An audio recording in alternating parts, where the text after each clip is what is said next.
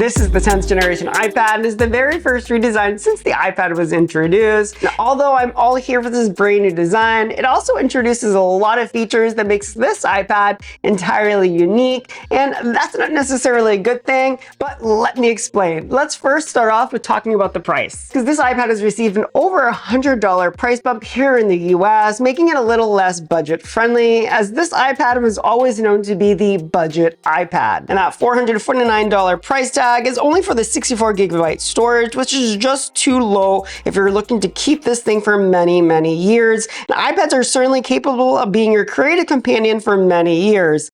Other options you'll have at checkout are 256GB configuration and the option of adding on cellular for an additional $150. A more fun option that won't cost you any extra money is your choice of color. You'll have the options of the classic silver, the blue, pink, and yes, this here is the yellow.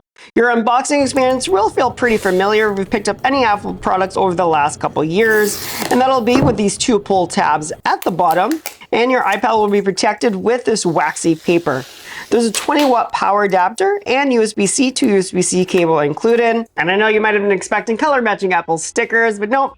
All you get is white, and that does feel like a little bit of a miss. Now, I've been using this iPad for a couple weeks now, and there are a lot of pieces about it that feel super familiar, aside from the new form factor. So as we tour the outside of the iPad, we see that it now finally has USB-C, which is fantastic. That is, of course, unless you use an Apple Pencil, but we'll get there.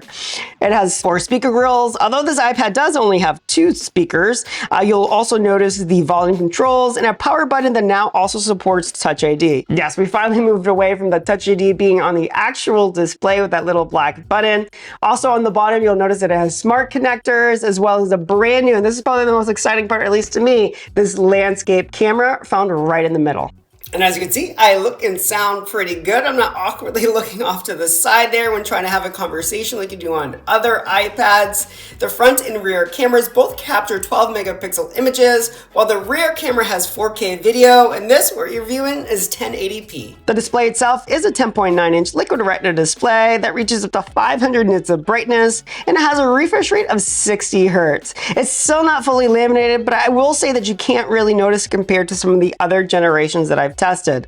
This truly is the perfect size iPad. Now, all iPads are really capable of giving you a really fast, fluid experience, but something to think about if you are shopping for a new iPad is that this is running the A14 Bionic chip, where the majority of their iPads are running M1 or even newer. I'll touch upon this a little bit more in my conclusion, but first let's go ahead and talk about accessories. And this is super duper important because it's not the lack of promotion or even the lack of the M1 chip, at least for the majority of you. It's actually the accessories that are a little bit of a turnoff. You see, this iPad is great if you do just want to use a folio case or any other case. It doesn't have to actually be an Apple case, but when you do start adding on some other accessories, that's when things start to get a little pricey as well as a little weird. Now, I'm pretty sure there are much more affordable options. All you're going to do is just do a little simple YouTube search, and I'm sure you'll find them. But we're strictly just going to talk about what Apple introduced. And the Magic Folio keyboard is a fantastic casing keyboard. It's only available in this white color, but the keys are terrific as well as the trackpad. And what this has that even the more expensive Magic keyboard doesn't have are functioning rows. I also like that this is detachable. If you don't want to have the keyboard attached, you just simply detach it, and you could just have that folio experience to place it on a table and view your content. Okay, those are all great things, right? But what's not so great is that $250 price tag, which is nearly 50% of the cost of the tablet itself. And if you're just looking for a tablet experience on a budget, this keyboard combo case may not be for you.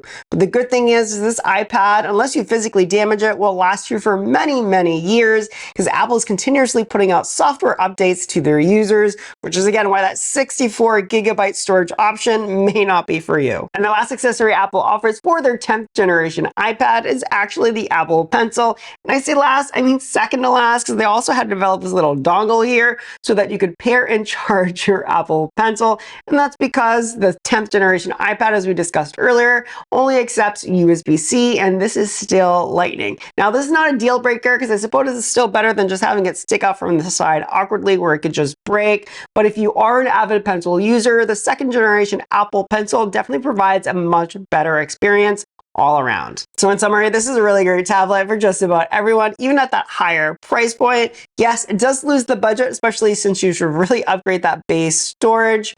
But if you're just looking for a tablet for a child, or let's say an older adult, I've always recommended the Facebook Marketplace or even the refurbished section of apple.com, because you'll still get the money back and the warranties with your purchase.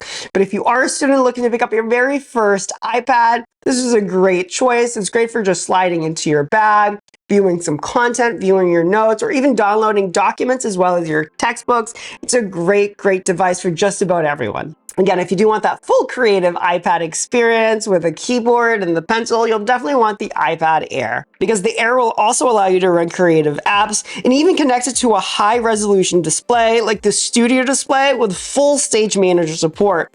It wasn't up until just this year that Apple really drew the line in the sand, separating their top and lower tier iPads. Comment down below your thoughts about this, and while you're down there, don't forget that like button because you're viewing this.